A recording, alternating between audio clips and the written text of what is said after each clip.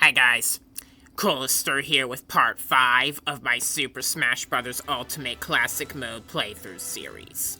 Continuing on from 4 previous episodes, as well as a nice video showing off my complete amiibo collection.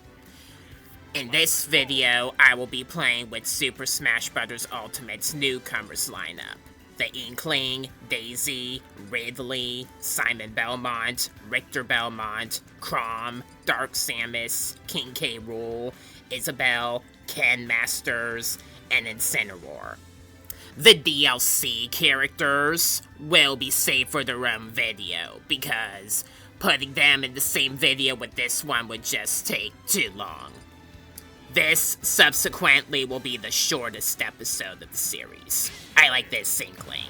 The skull mask kinda reminds me of me. Jet black and lime green is also one of my favorite color combinations. I will be playing this game on easy because, first of all, I find more fun in playing the game casually than seriously. And second of all, so I can get through the playthrough as quickly as possible. Inkling's classic route goes up against color combinations. We got green Lucario and Sheik on one of my least favorite stages in the game, Yoshi's Island Melee. The spinner blocks in the tight space on this stage make this stage the exact opposite of fun.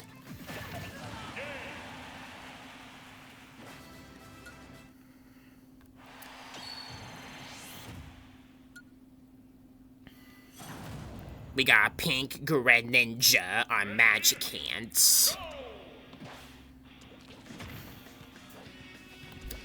The Inkling is one of the funnest characters in the game to use. They're quite powerful. They have an awesome moveset. They do have the mechanic where their ink cartridge will deplete as you use their attacks, and you'll have to recharge it. To recharge the Inkling's ink, hold the shield and hold the B button until it's full.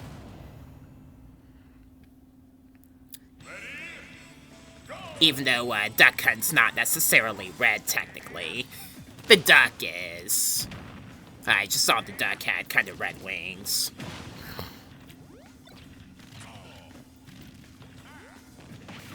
Smart bomb. Gotta pay attention to your surroundings, guys.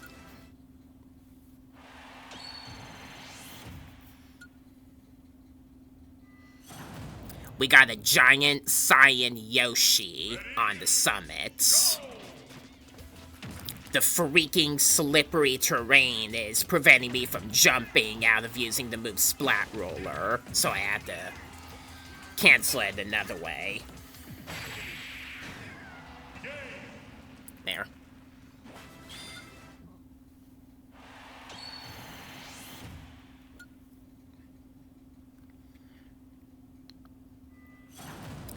Now we got, kind of pale characters, black and kind of orchid on Fountain of Dreams.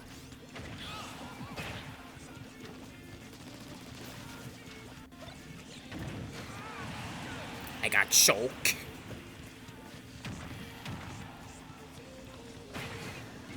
Alright, now Nest remains.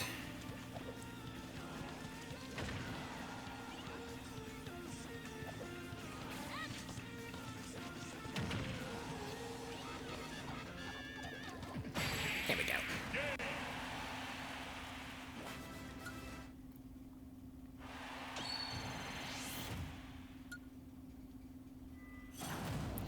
Now I gotta fight another Inkling boy and another Inkling girl on Murray Towers.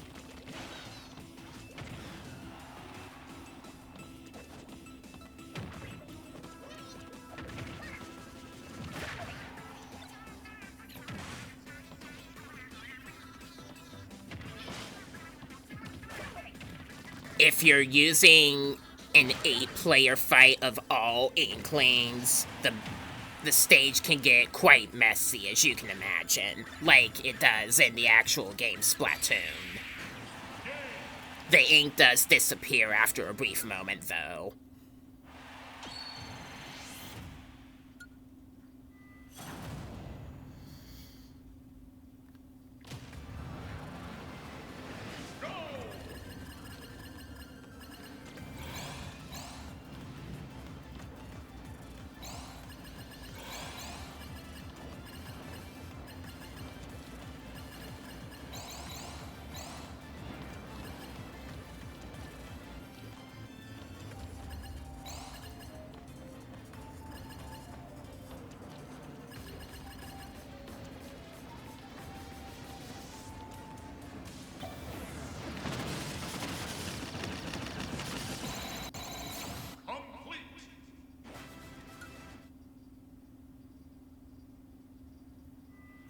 Then for some reason we're fighting Marks as the final boss.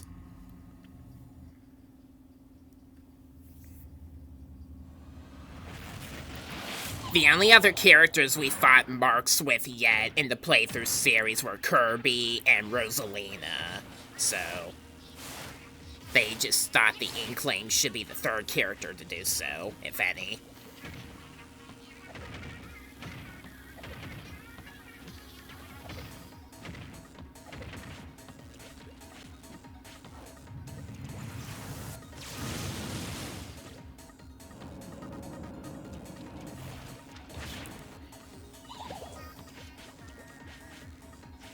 Not falling for the black hole.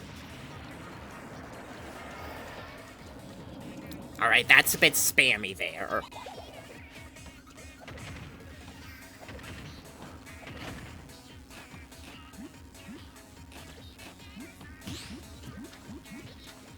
Even on the easy difficulty, some of these bosses can be quite a nuisance. Especially Rathalos.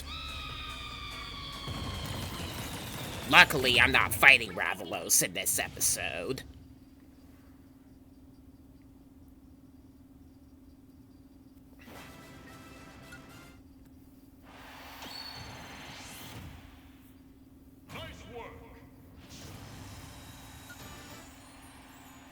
As with the previous episodes, I will show the entire staff credits with the Inkling, the first character I use, then skip it for all the other characters, saving a couple of minutes per character for the final video. I have no real Nintendo news updates from the previous episode of this playthrough series up to now. We've been pretty void, like I figured we would be. In the upcoming months, we'll probably get some updates, like there's a rumor that we'll get an Indie World this month in March, then an actual Nintendo Direct in April, and maybe in June will be the announcement of the next console that we're clamoring. That's just a rumor at the moment, though, so take it from it what you will.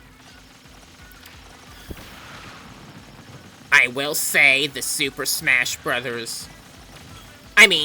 We did get the announcement of Pokemon Legends ZA in the Pokemon Presents, and aside from some mobile games, that's about it.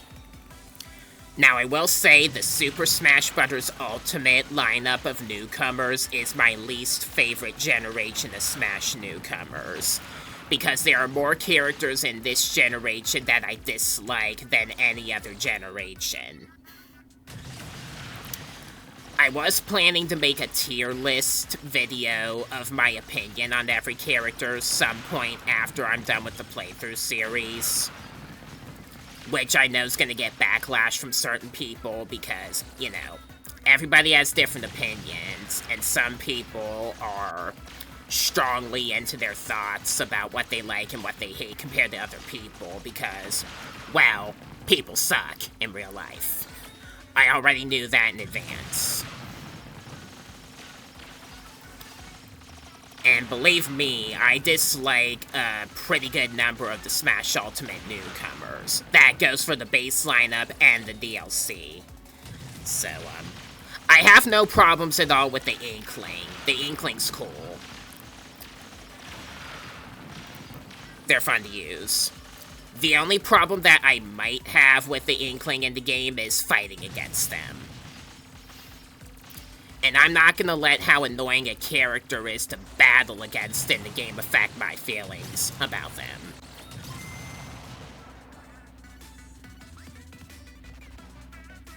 And then we got Inklings jamming out with the musician girls. Marie and whatever the other one is. Yeah.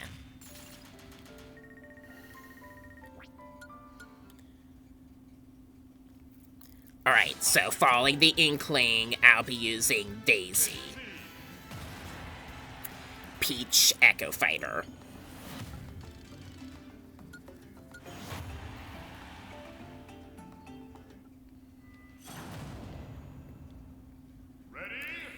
In Daisy's route, sarasalsa to represent, you're going up against the game's other female characters, basically.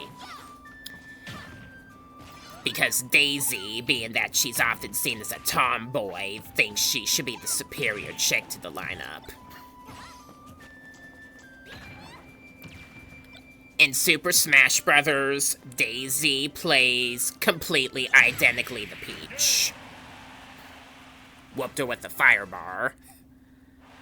Like, Daisy and Peach's stats and movesets to one another are completely identical.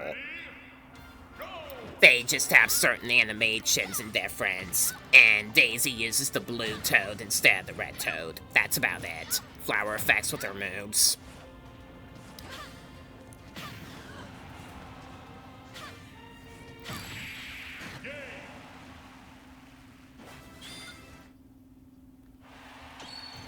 Peach is obviously a pretty good fighter in Super Smash Bros., if you know how to use her.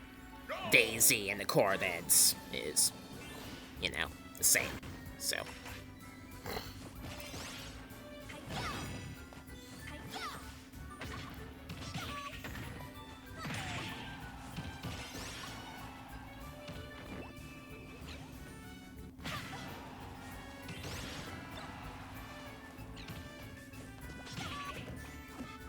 Hands off. Throw her right into the bomb pile.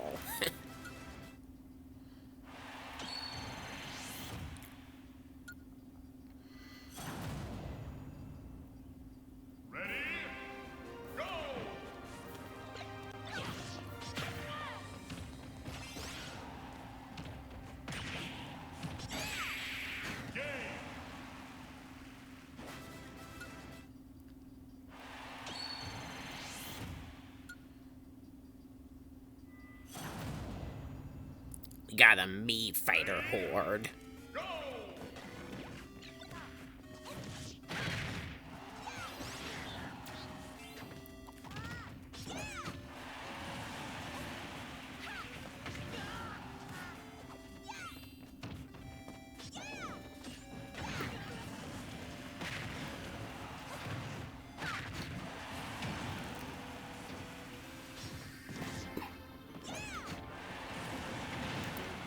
Remember about Peach and Daisy's side smash? If you angle it up, they'll use the frying pan, and if you angle it down, they'll use the tennis racket. Not angling it will make them use the driver. Speaking of Peach, she's the next opponent.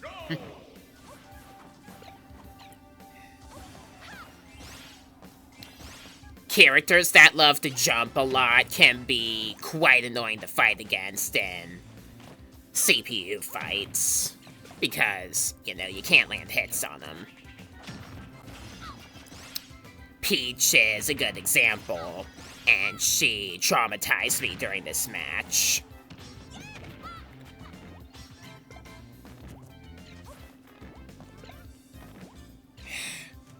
She's spamming vegetable. That's enough of that. Thanks a lot, Peach. You lost me my nice play.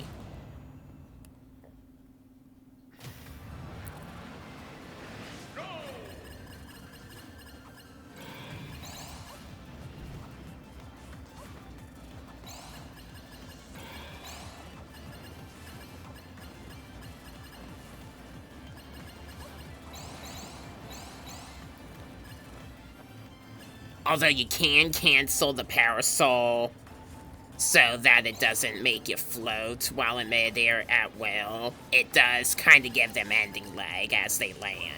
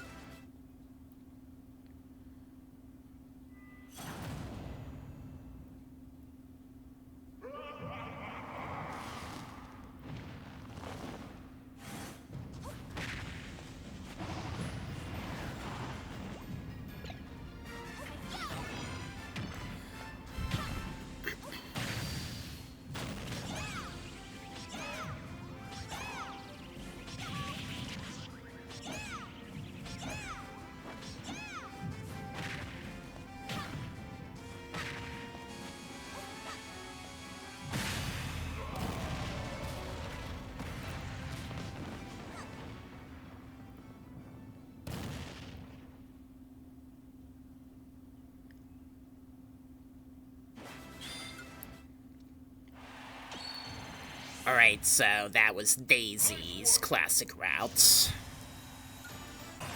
We got a nice pic of the Mario duo and the Princess duo posing together on 3D Land. As you know, just as Mario loves Peach, Luigi is said to love Daisy. A coward with a tomboy for a girlfriend. That's pretty fitting. Alright, now we're going to use Ridley, the most iconic antagonist of the Metroid series. A character people literally begged to be a playable character, not a boss, in Super Smash Bros. And in Ultimate, it finally happens. Kinda like with, I can't remember for sure if it was Olimar or Rosalina. In Ridley's route, you're going up against space characters, starting with Samus Aran. Quite, coincidentally.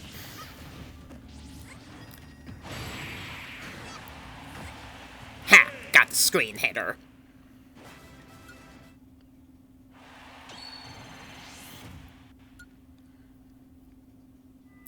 Now we got Fox and Falco on Venom. Ridley has both speed and power, although he's very fluid, and if you're not careful, you can self-destruct easily by using, like, his side special. And competitively, he's not great, and he wound up being the character that people do not even play as, which is pretty pathetic. I wonder if I can... Yes! I hit him through the wing. I had to be extra careful because there was a Kuko.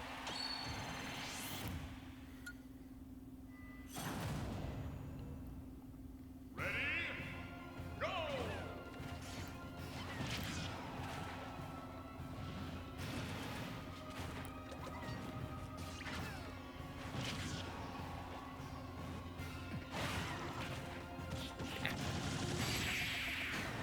Flurry attack kills him. That'll happen on super lightweight characters like Olimar. Alright, we got Rosalina, Mario, and Peach on Mario Galaxy.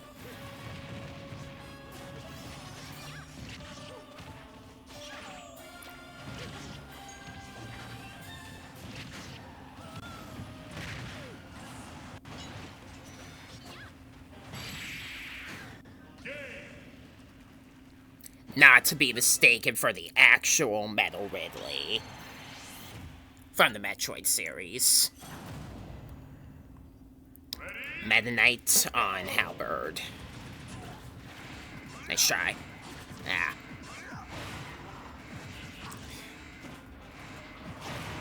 Being one of the biggest characters in the game, that does mean Ridley is one of the most susceptible to taking hits.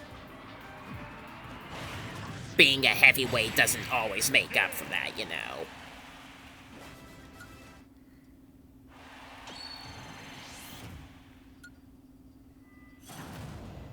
Now we got Zero Suit Samus on friggin' Orpheon.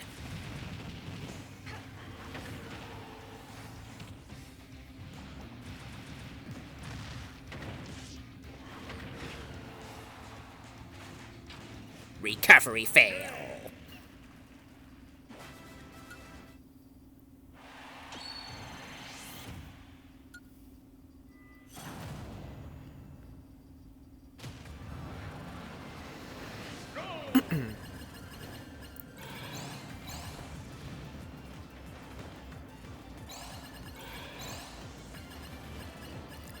I wasn't one of the people that demanded Ridley to be a playable character in Smash rather than a boss. Though I am glad that we do have more Metroid representation besides just Samus and another Samus. And even though Ridley is, you know, too big, size in Smash doesn't really matter. I mean, you got an inflated Pikachu and much more notoriously Olimar.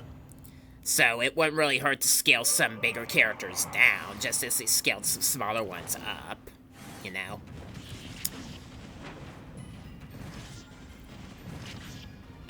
And even though Ridley is not that great in the game competitively, he can still be pretty fun to play in casual mode.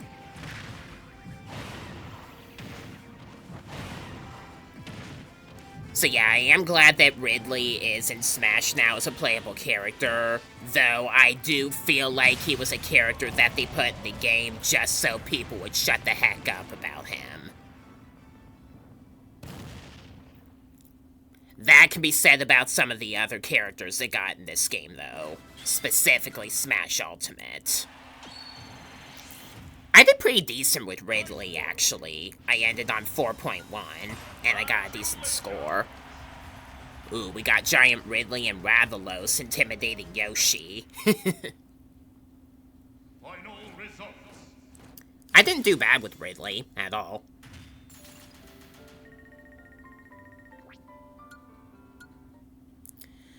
Alright, so following Ridley, we have Simon Belmont, the first protagonist of the Castlevania series. An iconic game series by Konami. Our first opponents are Rool and a black Incineroar on the battlefield format of Dracula's Castle. I made short work of them. Simon and Richter Belmont's moveset in Smash comprise of, we got Giant Ridley. Ridley's too big. Simon and Richter's moveset comprise of a combination of moves that both characters specifically individually use throughout the series. Simon's specials comprise of the different power-ups you can use in Castlevania. You got the axe for taking on enemies at an arc or distance in front of you. You got the cross and the holy water, which are great for rack up. This is a free-for-all, meaning Bayonetta and Dark Pit can hurt each other. And the Morning Star Whip that Simon and Richter use can, really reach opponents at afar. It can be difficult to land hits with that, though, as it does more damage by the tip, the Morning Star, than the chain itself. And it can be very easy to miss it on certain walls or terrain, especially if you try to angle it. Like, if you're too close to the opponent and a wall, and you use your forward smash, the attack will miss. They're also slow, and their recovery abilities suck. They are heavyweight, so that kind of helps to balance them just a little. We got some villains on Reset Bomb Forest now.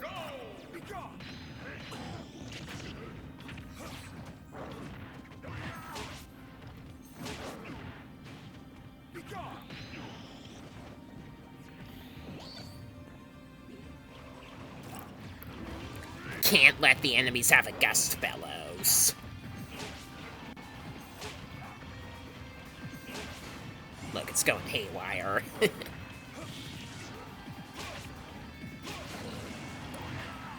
See what I mean by it's more powerful at the tip, where I use the up smash on Bowser.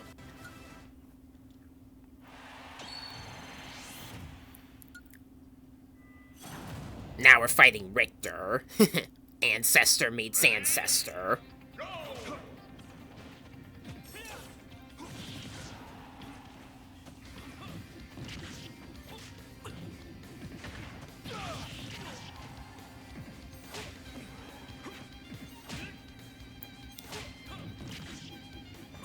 This stairway is not the best place to use the holy water.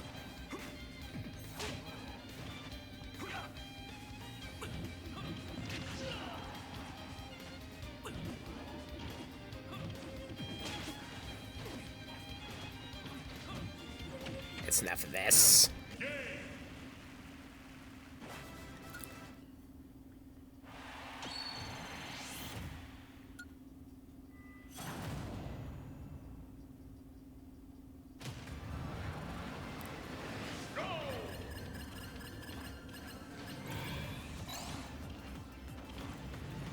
A little note about Simon and Richter having bad jumping. If you're close enough to the ledge horizontally, you can use their forward air attack to tether recover. Because Simon is somehow able to use grapple points and swing from them in Super Castlevania 4. So it kind of makes sense. In the earlier Castlevania games, he also used like an actual whip instead of a chain whip with a Morning Star. And the chain whip with the Morning Star was instead a power-up. Richter, on the other hand, had the Morning Star whip to begin with, which is partly why you use the Morning Star whip in Smash, I guess. And then, of course, you got Dracula from Castlevania as the final boss. While I had it a little easier with Pac-Man, fighting Dracula with Simon and Richter is more like fighting him with Luigi was. A lot tougher, since it's harder to land hits on him with the forward air. He only takes damage in the head, same as with the original Castlevania games.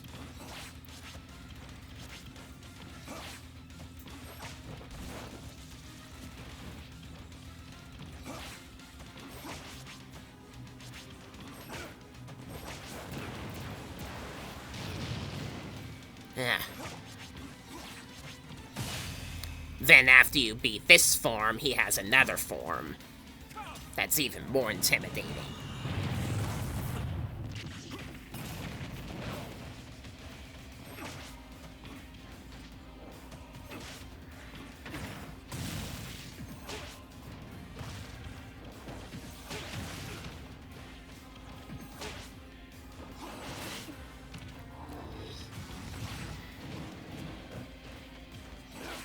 Those will-o-wisps will kind of put a curse on your character and cause you to take some light damage repeatedly.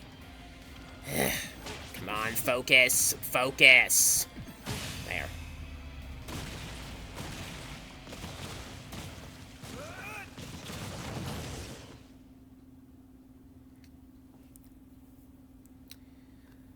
Well, that was utterly annoying. The Castlevania games are also really difficult to play. I tried Castlevania Anniversary Collection. So, yeah. Final results. So yeah, Simon Belmont is an excellent addition and a perfect fit for Super Smash Bros. He's just not a character for beginners.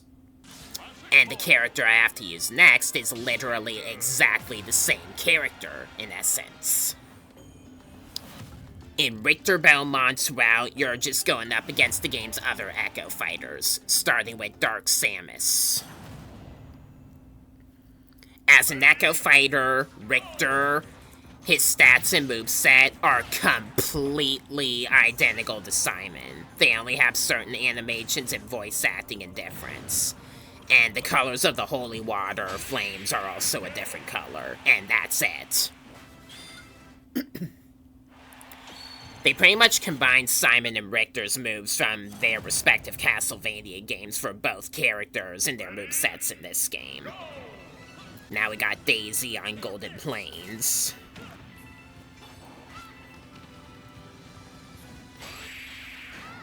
Critical hit on the up smash.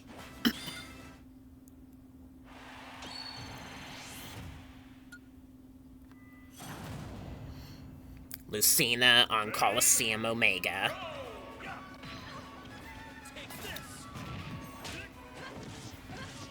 Richter was also a character that a lot of people didn't recognize before he was added to Smash Ultimate. A lot of those people are obviously not Castlevania fans. And I didn't play Castlevania myself before the characters were added to Smash, so it's not like I knew Richter either myself. The first game that Richter ever appeared in, though, Akuma Joe Dracula X Chino Rondo, was a PC Engine title and was a Japan-only release until, like, a later PlayStation console remake. Or re-release, I should say, along with Symphony of the Night in a compilation. It did get a kind of port on the Super Nintendo called Dracula X that was sold worldwide and was Virtual Console on the Wii U at one point, and is a part of Castlevania Advance Collection. And Chino Rondo, which would get the name Rondo of Blood internationally, also got a remake on the PlayStation Portable called the Dracula X Chronicles, which was sold worldwide. Those were the games that Richter Belmont was the main protagonist in. Richter and the side character Maria Renard also play a role in the PlayStation game Symphony of the Night, where the main protagonist is actually Alucard, originally from Castlevania 3, and Alucard is in this game as an assist trophy, as you saw him in the original Super Smash Bros. Video in this playthrough series where he defeated K. Rool for me while I was playing as Yoshi.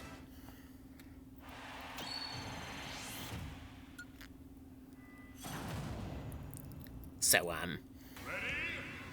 Go! Take this!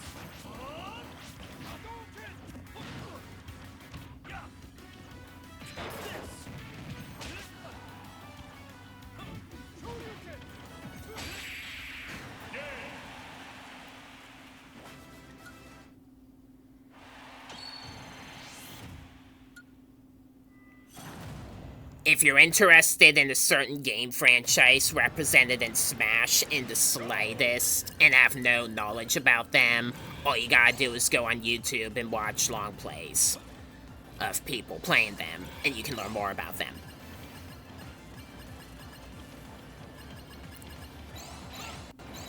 I did that with a few of the other game franchises that this game represents, so I could learn more about them.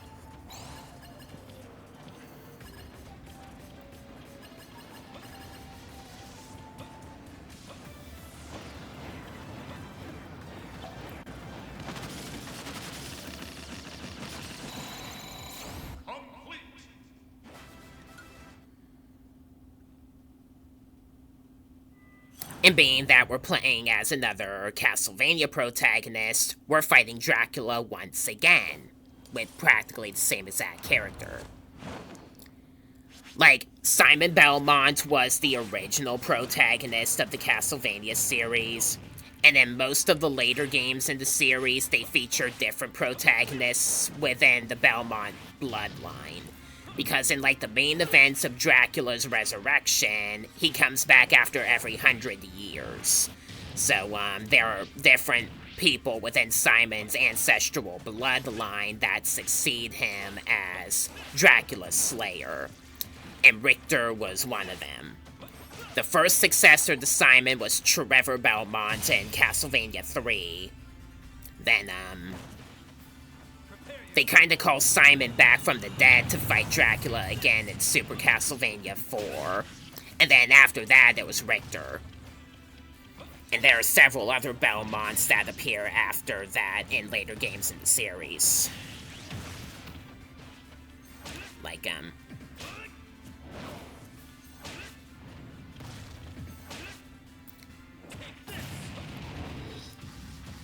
just kind of clarifying to help people that are not familiar with Richter at all understand.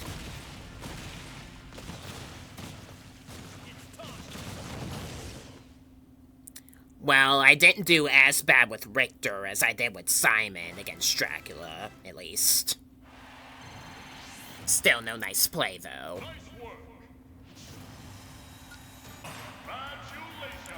What, Richter's posing for Vincent to draw a portrait of him, even though he's drawing a cat instead? Final results.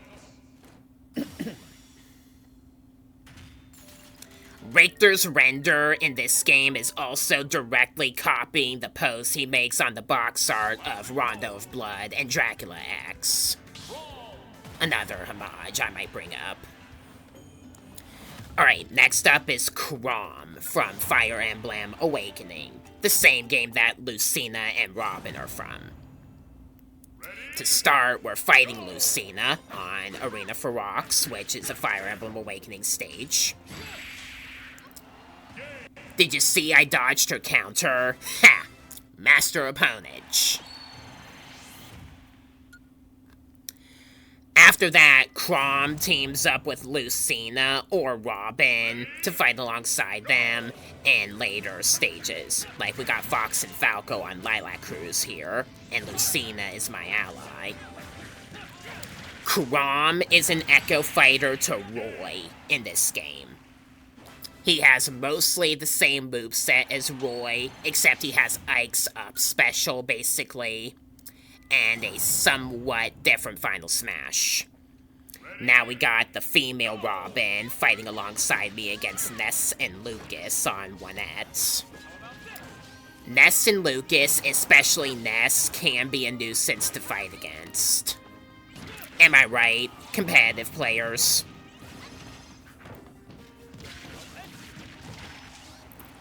And if you're playing as a character with short range and no projectiles, that can be a hindrance.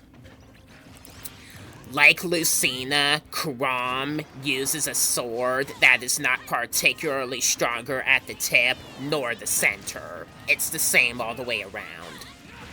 So compared to Roy, Chrom can be a little bit more consistent by damage, though he has one of the worst recovery abilities in the game. Now we got Donkey Kong and Diddy Kong on Jungle Japes with Lucina fighting alongside.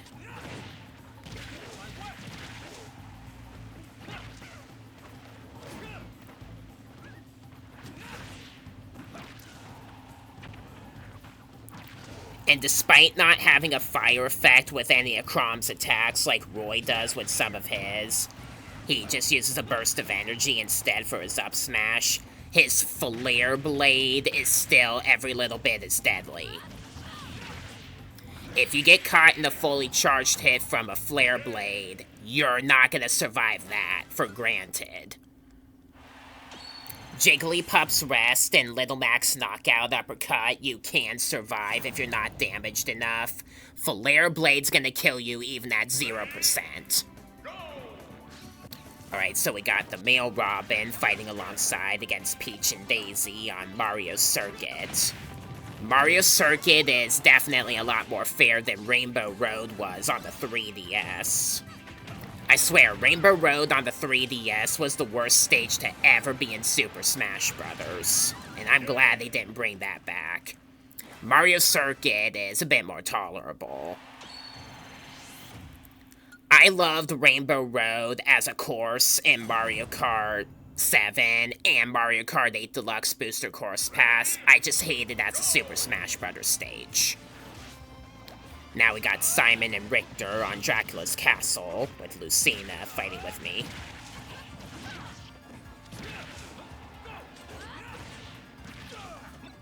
Like I said, the Belmonts have a bad recovery ability, so, yeah.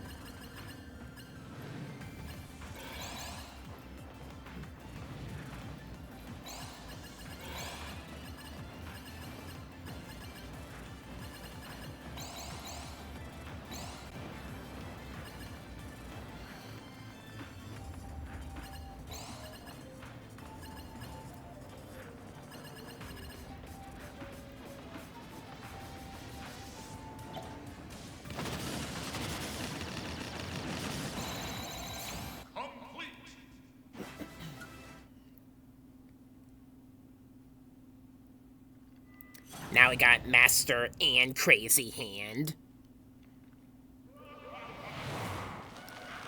With the female Robin as an ally.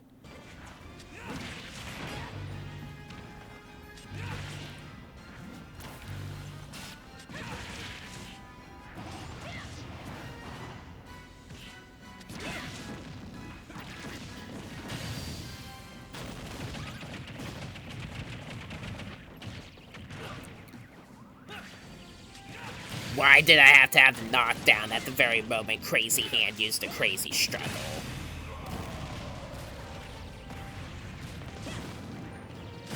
There we go.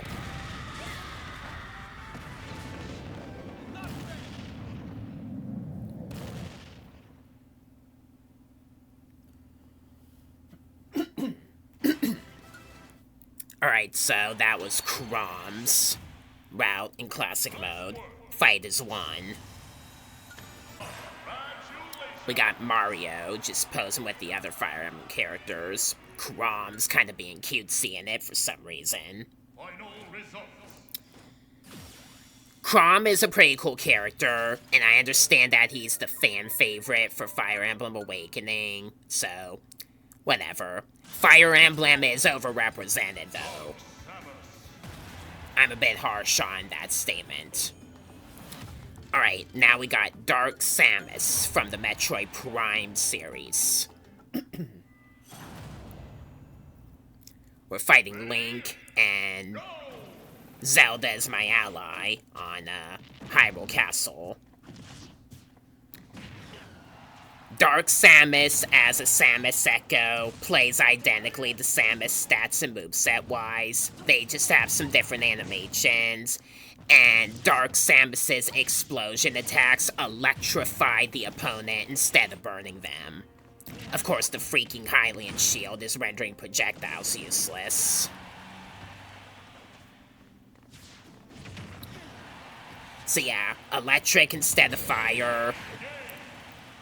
And they have different animations. Other than that, they play identically.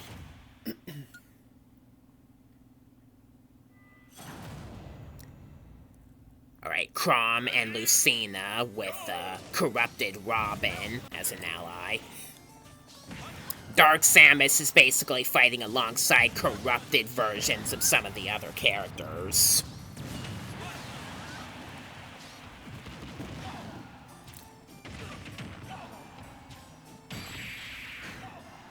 There we go.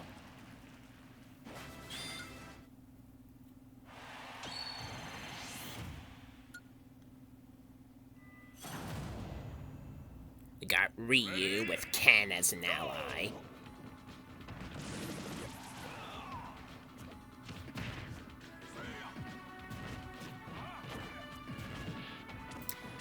The con of fighting on stages that have walk-off boundaries.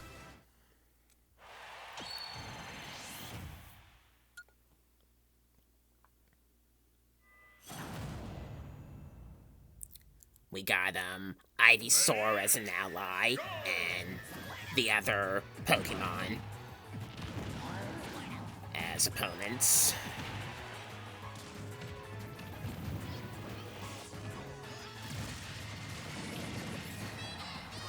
Got the Star Knockout on Pika. Right, this leaves Squirtle.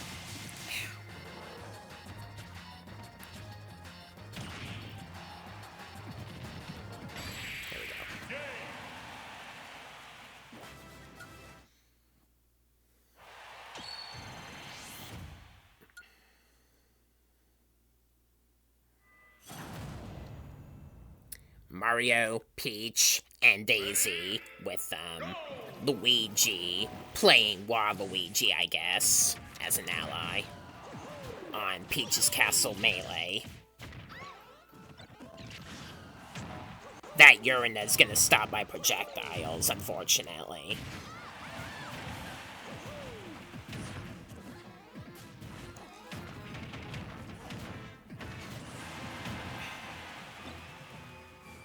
Waiting for the Urina to disappear before I use the Smart Bomb. There.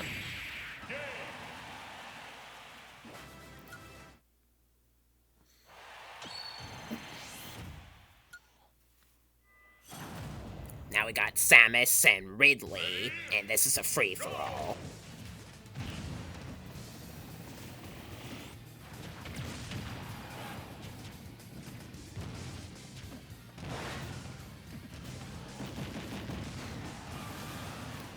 I got Ridley, now I gotta get Samus.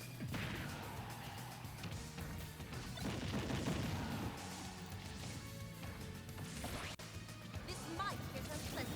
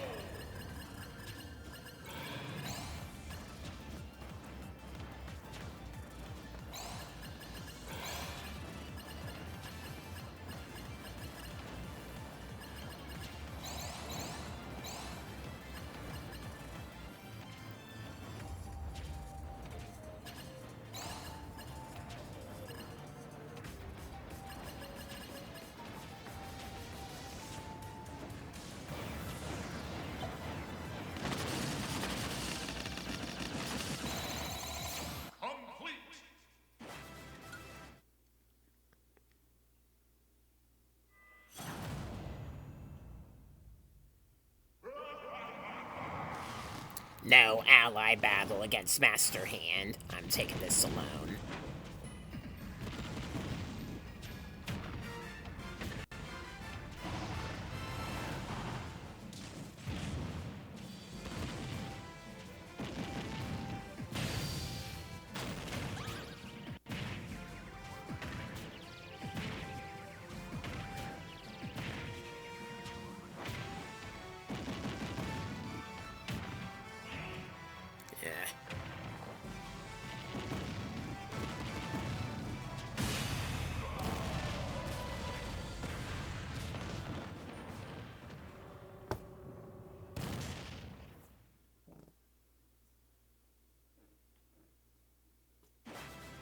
Well. Nice work. That was Dark Samus. Again, I am glad that we have more Metroid representation. It's just, I'm not into clones. They kinda clutter the roster with irrelevance. And I understand that they made Dark Samus playable because it is a pretty popular character. And, Dark Samus was previously in the Sish Trophy in 3DS and Wii U, so it kinda makes sense. Alright, next up we got King K. Rool from the Donkey Kong Country series. Like Ridley, K. Rool is a character that people have been begging for to be in Smash for so long, and we finally got it in Smash Ultimate. So, alright, we got Charizard on Unova Pokemon League. In K. Rool's classic route, you're going up against some of the heaviest characters in the game. In inverse to Pichu's, where you go up against the lightest characters in the game. K. Rool is not the heaviest character in the game. The heaviest is still Bowser, speaking of which.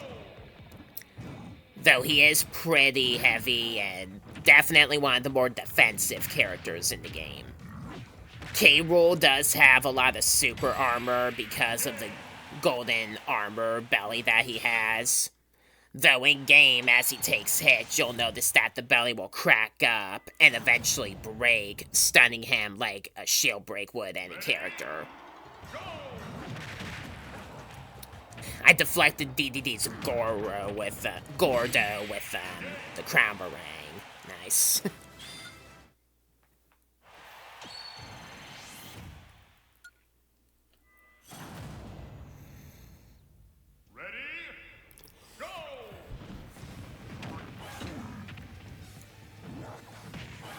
And K. Rool does also have immense power in his attacks as well.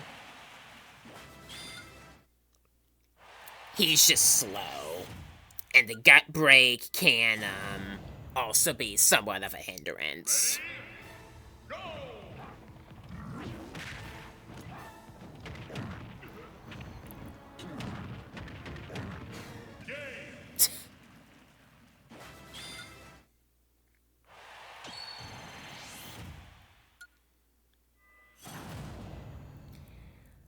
What's a K. Rool fight without Donkey Kong?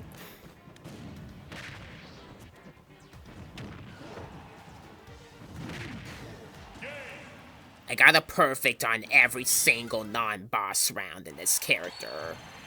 That's ridiculous. Even on easy.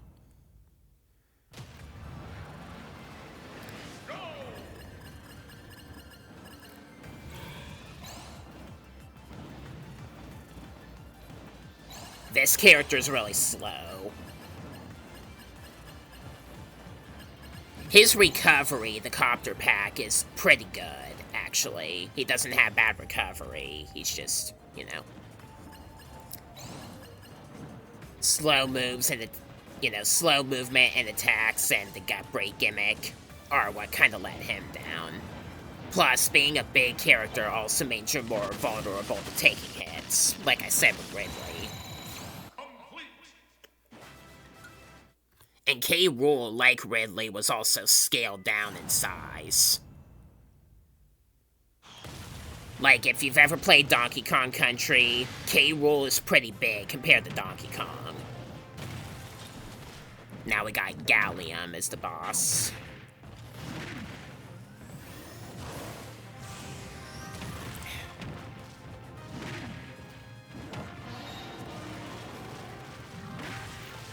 If K. Rool's crown gets knocked down or is not picked up in its return, walking into it or picking it up can get you to pick it back up. And if it disappears, he'll get another one shortly after.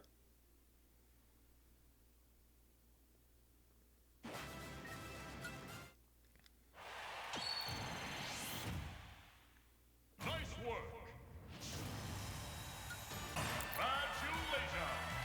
Classic scene right there.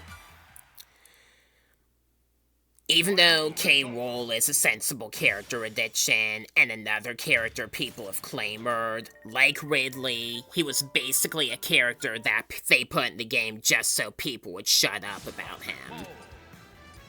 So, there you go. K. Rool's the character I got the highest score with in this playthrough thus far. Beat Ridley. Alright, next up we have Isabelle from the Animal Crossing series. Our first match is against 4 villagers on Smashville. Ready? Go!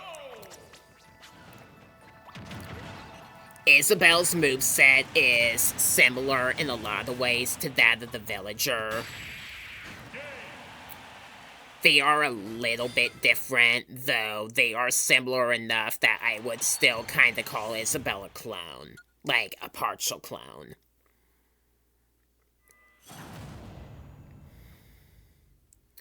We got Wii Fit Trainer and Pokemon Trainer in the same round. And Pikachu Libre for some reason. Isabelle's side special, the fishing rod, can act as a grab, and also tether recover. You just have to be careful not to miss with it, because they can leave Isabelle wide open. And she still uses the bug net for the grab, like the villager does. We got 5 different female characters on Temple Temple Battlefield.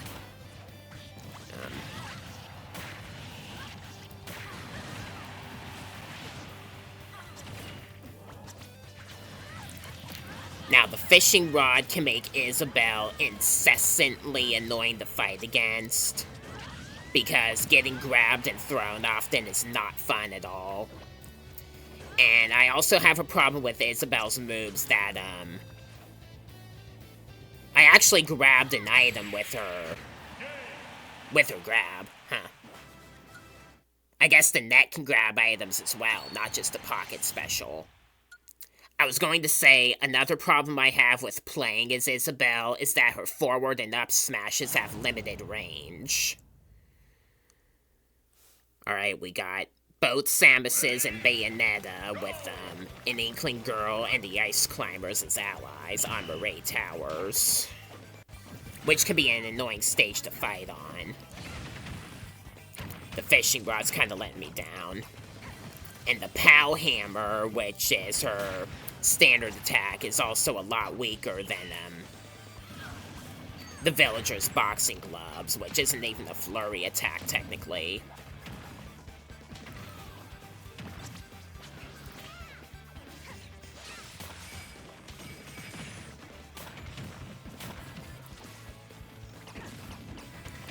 I'm having trouble landing hits here.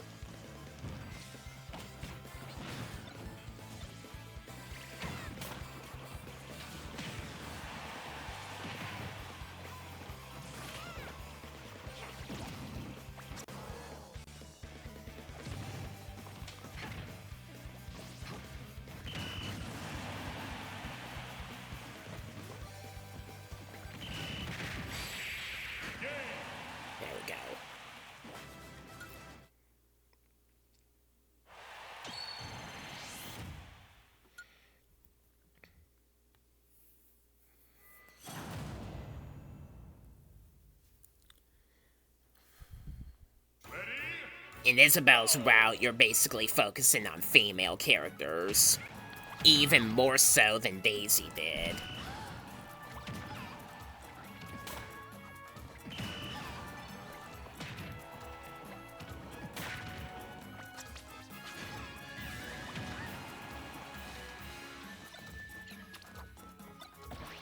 Ah, not the dang devil. One of the worst possible characters you could get from an assist trophy. I find it interesting that the Tomagon trophy was banned in the international versions of Melee for religious reasons, yet that didn't stop its inclusion in Brawl in the later games. Devil World also came to the NES app in America not that long ago, so, Alright, now we got Sheik on Gerudo Valley.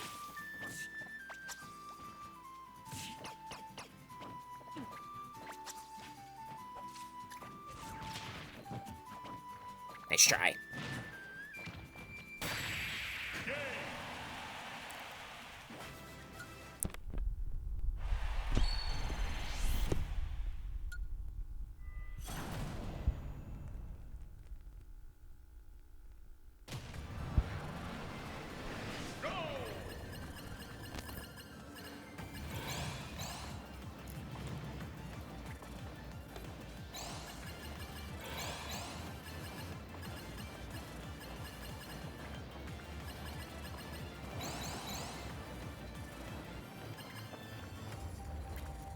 Besides having some of the same moves with the villager and having weaker smash attacks, in my opinion, Isabelle also cannot wall jump, and she's also a lightweight compared to the villager. So, that detracts from the fun of playing as her even more, in my opinion.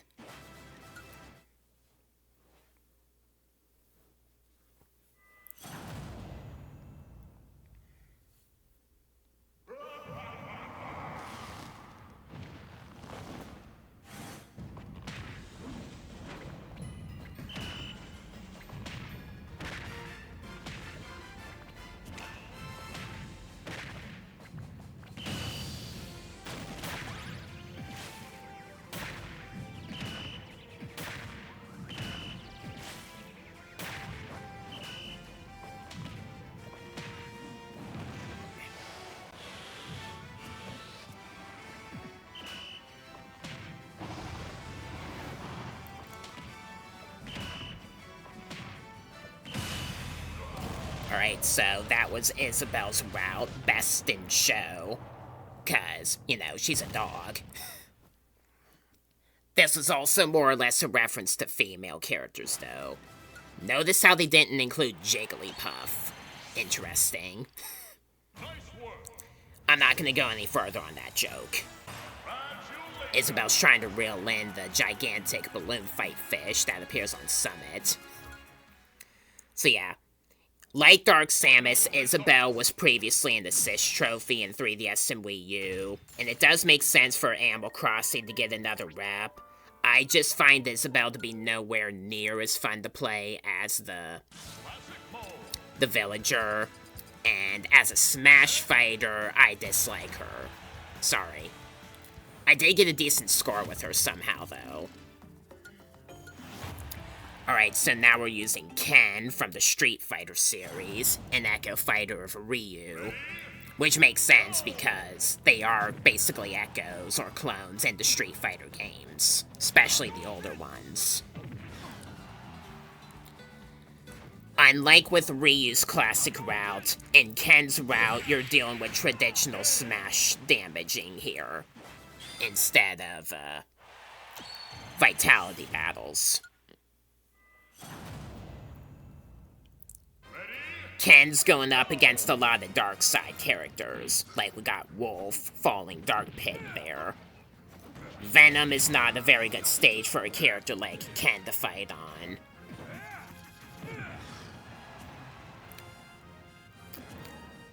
Now, Ken is probably the most significant Echo fighter of the 7, because he does have some moves that work differently to Ryu's in comparison.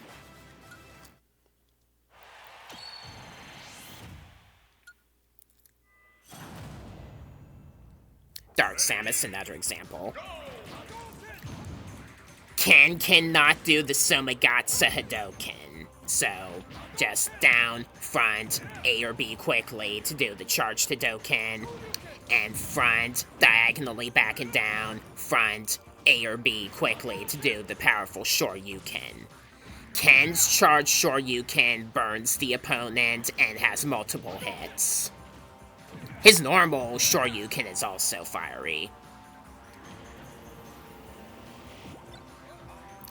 Ken is also a little bit faster than Ryu, and they do have a few differences to one another, unlike a lot of the other Echo fighters.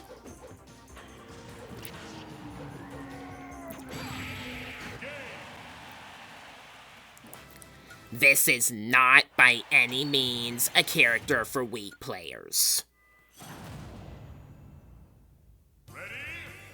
Because of the gimmick with the different attacks they can use based on how you press A, that can make them a little bit inconsistent. I'm not saying they're bad characters, I'm saying they're not for the weak in Smash. Dang shield.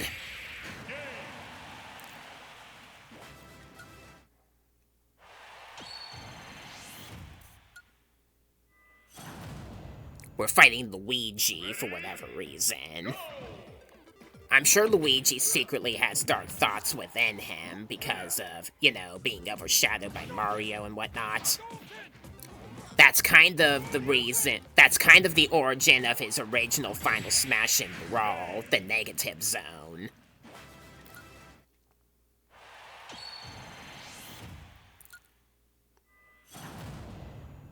Now we got Ryu, which is more or less an obvious pair-up, because, you know.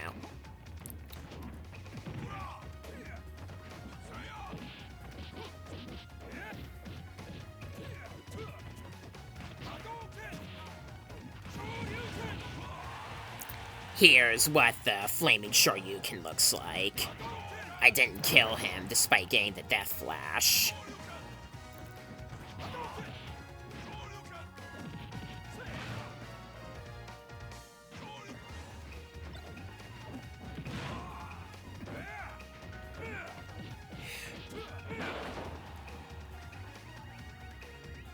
He got the raccoon leaf, that's what's going on.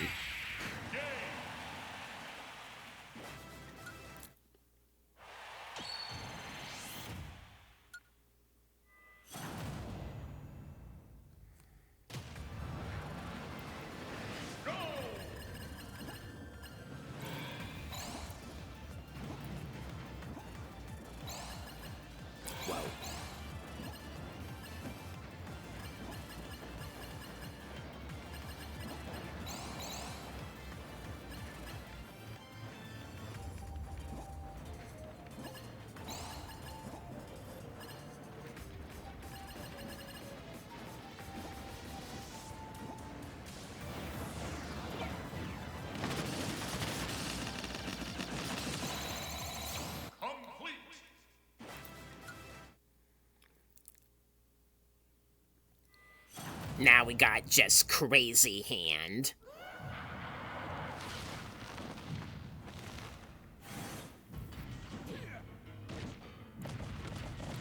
The only other character in the game besides Falco that fights Crazy Hand only, and not Master Hand or Master and Crazy Hand.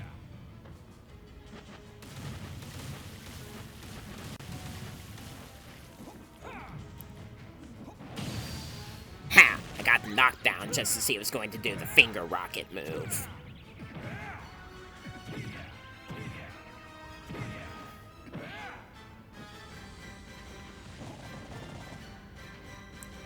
Spider walk and lasers back to back. That's not convenient.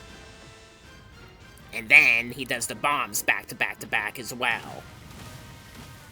Stop delaying the inevitable.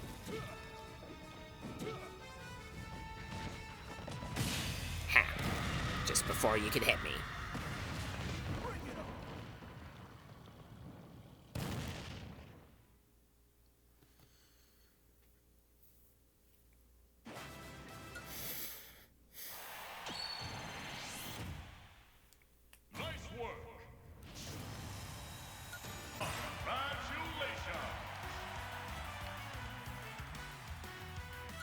Possibly a homage to the car-destroying minigame in Street Fighter. I hope I'm not mistaking it with Fatal Fury.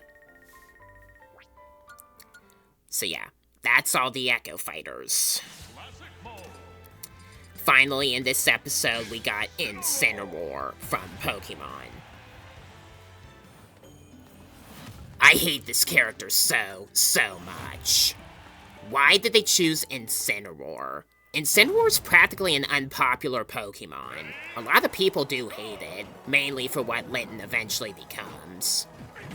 And Decidueye is more relevant than ever because of Pokemon Legends Arceus. I understand that Decidueye is kind of an archer, and we already had Link and Pit, for example. And they wanted a character that was basically a wrestler, which we didn't have yet in Smash, technically. It's just, Incineroar's moveset is garbage. He has short range, he's the slowest character in the game, and his recovery sucks, and I just find no enjoyment in using this character at all. They could have picked a dang amazing Pokemon, even outside of Gen 7, from a previous generation. That would have been a fantastic Smash fighter. Incineroar was not the right choice. Even if you're somebody that likes Incineroar, and some people do, and the reasons why are valid, he still does not belong in Super Smash Bros. As a character that you can play as. Call me salty or what you will, this character blows.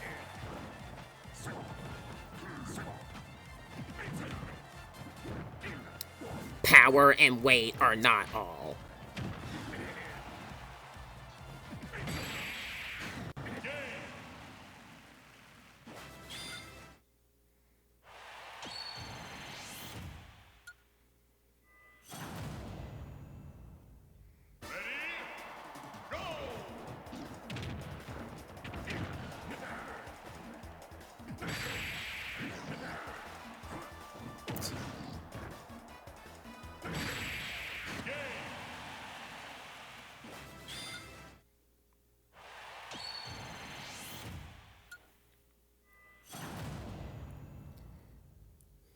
We're fighting another Incineroar for some reason.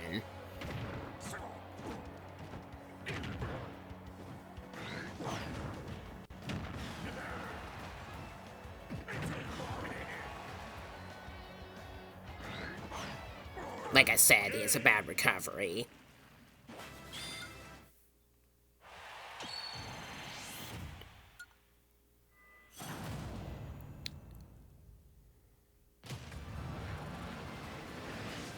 Seriously, look how slow this character is. It's pathetic.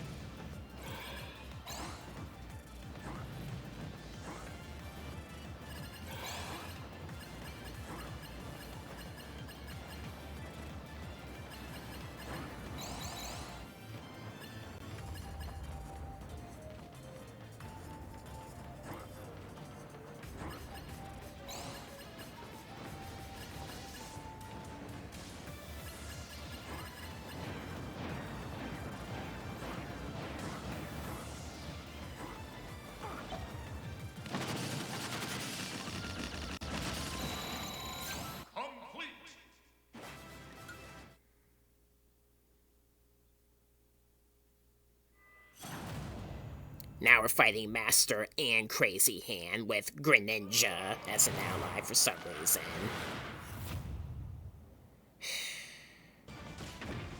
You're tarnishing the image of one of my favorite Pokemon, Incineroar.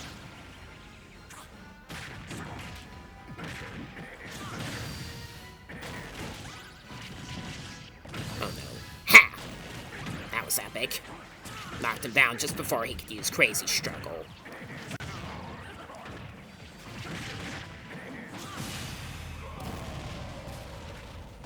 Nice work, Greninja. Nice work again, Greninja. With, my help, of course.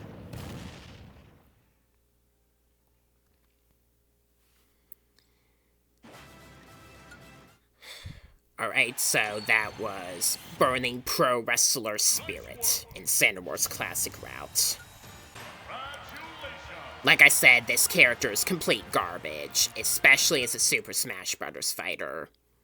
There are plenty of other Pokemon, even outside the Gen 7, that need to be in Smash over Incineroar. And irrelevance paired with the fact that the guy that played his voice died shortly before the character was announced.